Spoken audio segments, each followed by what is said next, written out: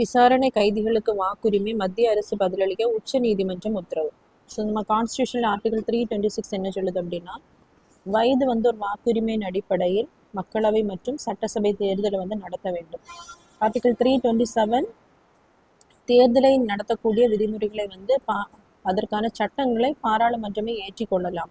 So அதன்படி கொண்டு வரப்பட்டது தான் பீப்புள் ஆஃப் ரெப்ரசன்டேஷன் ஆக்ட், அதாவது மக்கள் பிரதிநிதித்துவ சட்டம் 1951.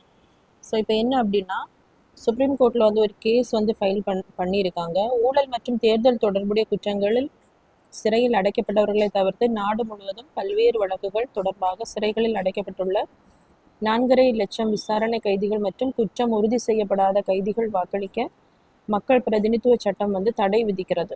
ஸோ சிறைகளில் உள்ள 75% கைதிகள் விசாரணை கைதிகளாகவே உள்ளனர். அவர்கள் மீது தொடுக்கப்பட்ட வழக்கு முழுவதுமாக நிறைவடையும் முன் வாழ்வின் பெரும்பகுதி சிறையிலே அவங்க கழிக்க வேண்டிய நிலை இருக்கு. ஸோ அவங்க விசாரணை கைதிகள் மீதான குற்றச்சாட்டு உறுதிப்படுத்தப்படும் முன் அவர்களது வாக்குரிமையை பறிக்கக்கூடாது. Based on people representation act base பண்ணி அவங்களுடைய வாக்கு உரிமையை என்ன செய்யக்கூடாது அப்படின்னா பறிக்கக்கூடாது அப்படிங்கிறதுக்காக தான் ஒரு கேஸ் ஃபைல் பண்ணியிருக்காங்க. ஸோ அது குறித்து பதிலளிக்க தான் சுப்ரீம் கோர்ட் மத்திய அரசுக்கும் தேர்தல் ஆணையத்துக்கும் உத்தரவு போட்டிருக்காங்க.